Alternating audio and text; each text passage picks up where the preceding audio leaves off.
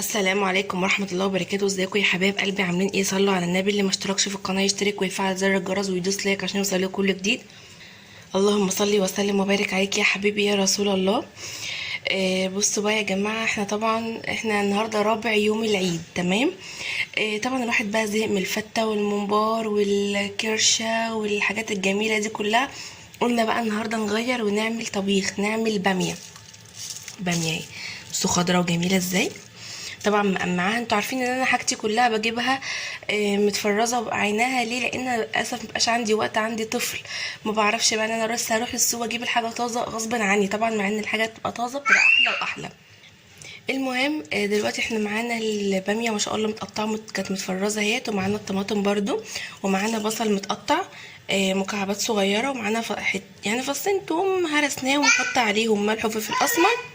انا اسفه بس هو حواليا وكده فعشان كده تسمعوا صوته، ربنا يبارك لي فيه يا رب. المهم نحط عليهم شويه ملح وفلفل اسمر وندعكم في بعض. طبعا انتوا عارفين ان انا بحب اعمل طبيخي ني في ني، بحس انه بيبقى احسن وصحي شويه. تمام، هحط عليه ملح وفلفل اسمر وادعكه وارجع اوريكم. اهو دلوقتي انا دعكتهم بملح وفلفل اسمر. جبنا حله بقى وحطينا فيها شويه سمنه اهي، شويه سمنه وشويه زيت. هنزل عليهم بالبصل. بسم الله الرحمن الرحيم.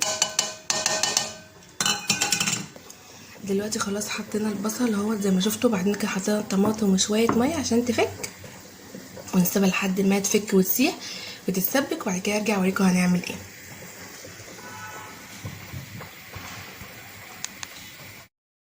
طبعا شايفين ان هي اتسبكت اهي، تمام. طبعا احنا غاليين اللحمه وسلقينها اهي. هناخد بقى الشوربه من دي نحطها هنا، ومش بمقدار كتير، نحط حبه صغيرين عشان خاطر ما تبقاش مسلسله معاكي، ولما تحسي ان انت محتاجه تحطي، انما ما تحطيش كتير مره واحده. تمام كده، انا استكفيت بحبه الشوربه دول. تمام، هنزل بقى بالباميه بتاعتي الجميله اهي. بصوا دلوقتي خلاص اهي بتاخد غلوه اهي، تمام. هننزل بقى باللحمه بتاعتنا. بسم الله الرحمن الرحيم. انا بحب اخلي اللحمه في قلبها كده، وهتاخد غلوه، وبعد كده هوريكم برده، هطفي عليها وهوريكم ان شاء الله من غيرها. يلا بينا نعمل الرز.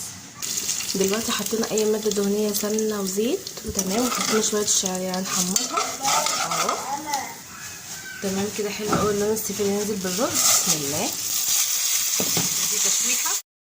دلوقتي الرز ما شاء الله اتشوح ونزل بالميه. بسم الله. دلوقتي كده خلاص هنقفل على الرز بقى خلاص، وحطينا الملح.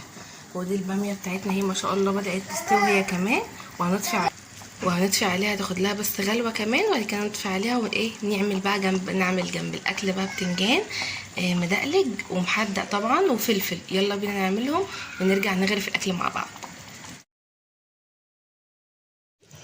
ده بقى منظر الاكل بعد ما خلص. بسم الله الرحمن الرحيم. الباميه جميله ومش مصلصله خالص اهيت، واللحمه طبعا جوه، والبتنجان بقى طبعا دقلجتوه وحدقناه، طبعا التحديقه بتاعته معروفه، وبرده فلفل مقلي، والرز طبعا مفلفل وخطير. جربوا بقى الوصفه دي وان شاء الله تعجبكم. ما تنسوش الاشتراك في القناه وتفعلوا زر الجرس وتدوسوا لايك عشان يوصلكوا كل جديد، ومع الف سلامه.